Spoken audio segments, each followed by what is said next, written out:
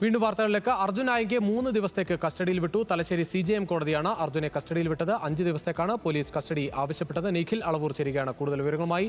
നിഖിൽ, ഇനി ചോദ്യം ചെയ്യലിനായി കൊണ്ടുപോകും. എന്തായാലും നേരത്തെ പോലീസ് ആവശ്യപ്പെട്ടത് 5 ആണെങ്കിലും 3 ദിവസത്തെ കസ്റ്റഡിയാണ് കോടതി നൽകുന്നത്.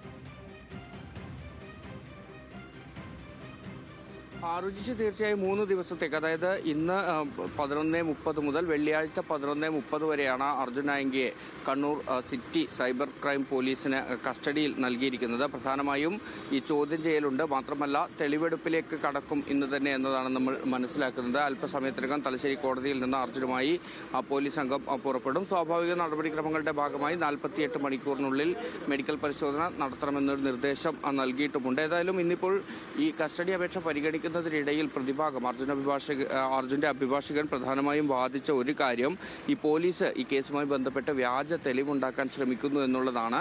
ഈ റിമാൻഡ് റിപ്പോർട്ടിൽ, ഈ പോലീസ് സമർപ്പിച്ചിരിക്കുന്ന റിമാൻഡ് റിപ്പോർട്ടിൽ ഈ അർജുൻ്റെ കയ്യിൽ നിന്നൊരു ഫോൺ ദേഹപരിശോധനയിൽ പിടികൂടിയതായി, അറസ്റ്റ് സമയത്ത് പിടികൂടിയതായി പറയുന്നുണ്ട്. എന്നാൽ ഈ പറയുന്ന ഫോൺ അത് ഏത് കമ്പനിയുടേതാണെന്നോ അതിൻ്റെ IMEI നമ്പർ ഉൾപ്പെടെയുള്ള വിവരങ്ങളോ രേഖപ്പെടുത്തിയിട്ടില്ല.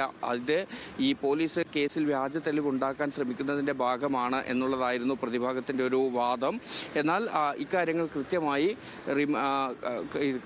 റിമാൻഡ് റിപ്പോർട്ടിൽ, കസ്റ്റഡി അപേക്ഷയിൽ ഇക്കാര്യങ്ങൾ പറഞ്ഞിട്ടുണ്ട്. ആ ഫോണിൻ്റെ ബ്രാൻഡ് ഉൾപ്പെടെയുള്ള കാര്യങ്ങൾ പറഞ്ഞിട്ടുണ്ട് എന്ന് പ്രോസിക്യൂഷനും കോടതിയിൽ വ്യക്തമാക്കി. ഏതായാലും 5 ദിവസത്തേക്കായിരുന്നു കോടതിയിൽ പോലീസ് കസ്റ്റഡി അപേക്ഷ നൽകിയത്. 3 ദിവസത്തേക്കാണ് ഇപ്പോൾ കസ്റ്റഡിയിൽ വിട്ട് നൽകിയിരിക്കുന്നത്.